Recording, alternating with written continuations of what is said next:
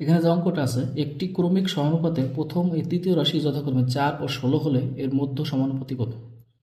আচ্ছা, এখানে আছে ক্রমিক সমানুপাতি। ক্রমিক সমানুপাতি কাকে বলে? যদি একটা সমানুপাতি তিনটা রাশির মধ্যে এমন সম্পর্ক হয় যে প্রথম ও দ্বিতীয় রাশির অনুপাত দ্বিতীয় ও তৃতীয় রাশির অনুপাতের সমান, তাহলে তাকে ক্রমিক সমানুপাতি হয়। বিষয়টা একটা উদাহরণ দিয়ে বুঝি। আচ্ছা, ধরুন হচ্ছে এ বি সি তিনটে রাশি। আচ্ছা, এদের মধ্যে যদি এরকম সম্পর্ক হয় যে এ ইস টু বি সমান হচ্ছে বি ইস টু সি, তাহলে এই রাশিটাকে ক্রমিক সমানুপাতিক বলে। অর্থাৎ প্রথম দুটি রাশির যে অনুপাত এবং দ্বিতীয় ও তৃতীয় রাশির অনুপাতের সমান। তো এটাকে আমরা এভাবে লিখতে পারি, ভগ্নাংশ আকারে যদি লিখি, প্রথম অনুপাতকে আমরা দ্বিতীয় অনুপাতে ভাগ করবো, প্রথম রাশিকে দ্বিতীয় রাশিতে ভাগ করবো, আবার দ্বিতীয় রাশিকে তৃতীয় রাশিতে ভাগ করবো। তাহলে এখানে একটা আর গুণন করে পাচ্ছি হচ্ছে বি, আর বি গুণ করলে বি স্কোয়ার, আর এখানে গুণ করলে পাচ্ছি এসি। তাহলে বিকে আমরা যদি বর্গমূল করি তাহলে বি সমান পেলাম হচ্ছে এসি। এখন বলছে মধ্য সমানুপাতি কত? তাহলে মধ্য সমানুপাতির মান কত? বি। তাহলে বির মান আমরা এখানে জাস্ট এ আর সি এর মান যদি এখানে প্লেস করি তাহলে বির মানটা বের হয়। তাহলে রুট ওভার এর মান হচ্ছে 4 এবং হচ্ছে সি এর মান হচ্ছে 16। যেহেতু দুটো সংখ্যার উপরেই রুট আছে এবং দুটি সংখ্যার মধ্যে গুণ সম্পর্ক বিদ্যমান, যদি পৃথকভাবে যদি বর্গমূল করা যায় সেটা সুবিধা হয়। তাহলে 4কে যদি বর্গমূল করি 2 হয় এবং 16কে বর্গমূল করলে 4 হয়। তাহলে 4 দোকানে 8। তাহলে দ্বিতীয় সমানুপাতিকটা কত হলো? 8। পরের অঙ্কটা দেখেন, এখানে বলা আছে 3, 9 ও 4 এর চতুর্থ সমানুপাতিক কত? মানে এখানে তিনটে সংখ্যা দেওয়া আছে, চতুর্থ রাশিটা দেওয়া নেই, সেটা আবার বের করতে হবে। তাহলে সমানুপাতিক ক্ষেত্রে আমরা সাধারণ একটা নিয়ম জানি কি, প্রথম দুটো সংখ্যার অনুপাত ধরলাম 3:9, এখানে যেটা দেওয়া আছে সমান হচ্ছে পরের দুইটা সংখ্যা অনুপাতের সমান। তাহলে এখানে প্রথম দুইটা সংখ্যা কত? 3:9 সমান 4 পরের পদটা দেওয়া নেই, তাহলে এটা আমরা এক্স ধরলাম। তাহলে প্রথম দুইটা সংখ্যা অনুপাত শেষ দুটি সংখ্যার অনুপাতের সমান হলে সমানুপাতিকের ফর্মুলা অনুযায়ী। তাহলে এটাকে আমরা যদি ভগ্নাংশ আকারে লিখি তাহলে 3, নিচে হচ্ছে 9, এখন হচ্ছে 4, নিচে হচ্ছে এক্স। তাহলে এটা আমরা বের করতে পারি কি করে? আর গুণন যদি করি 3x সমান হচ্ছে 4 গুণন 9। তাহলে এক্স এর মান বের করলে কত হয়? 4 গুণন 9 ভাগ হচ্ছে 3, 3 দিয়ে 9কে ভাগ করলে 3 হয়। সুতরাং এক্স এর মানটা পেলে কত? 12। তাহলে এর রাশির চতুর্থ সমানুপাতিক কত? 12।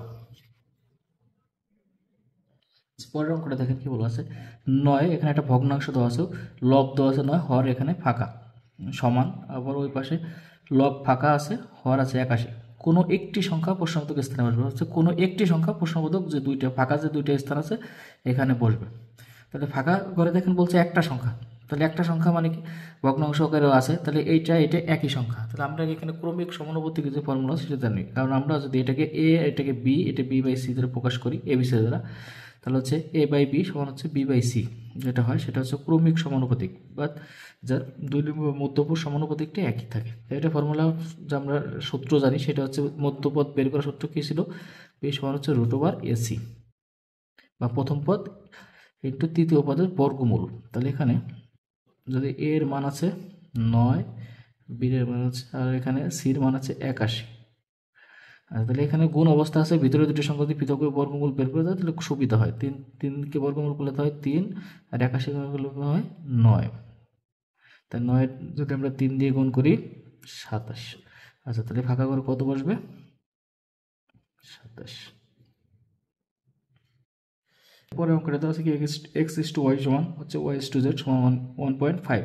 অর্থাৎ এক্স অনুপাত ওয়াই এর মানও 1.5, আবার ওয়াই অনুপাত জেড এর মানও 1.5 হলে, এবার জেড এর একটা মান দেওয়া আছে, জেড এর মান হচ্ছে 2, জেড এর মান হচ্ছে 2 হলে এক্স এর মানটা বের করতে বলছে। এক্স এর মান বের করতে বলছে, জেড এর মান দেওয়া আছে। এই পরের অনুপাতটাকে আমরা লিখবো, যেহেতু এই অনুপাত এই অনুপাত সমান, দুটো অনুপাতের মানই 1.5, তাহলে আমরা পরের অনুপাতটা লিখবো। তাহলে ওয়াই ইস টু জেড সমান যে মানটা তো 1.5, তাহলে এখানে জেড এর মান আছে 2, এটাকে ভগ্নাংশ আকারে যদি লিখি ওয়াই বাই জেড সমান হচ্ছে 1.5, তাহলে এখানে ওয়াই এর মানটা আমরা নিচে জেড এর মানটা বসাই দিই 2, 1.5। তাহলে ওয়াই এর মান যদি আমরা আর গ্রহণ করি তাহলে 1.5 কে যদি 2 দিয়ে গুণ করি 3, তাহলে ওয়াই এর মানটা আমরা কত পেলাম? 3। আচ্ছা, তাহলে এখন প্রথম অনুপাতে যদি এখানে আমরা বসিয়ে দিই এক্স ইস টু ওয়াই সমান হচ্ছে 1.5, যেহেতু দুটো অনুপাত মান একই, তাহলে আমরা এটা ভগ্নাংশ আকারে লিখি, তাহলে 1.5। তাহলে আমরা এক্স ঠিক রাখলাম, ওয়াই জায়গায় যদি মানটা বসিয়ে দিই, ওয়াই মান কত পেলাম? 3, তো 1.5। তাহলে আর গুণন করলে এক্স সমান 1.5কে যদি আমরা গুণ করি হয় কত?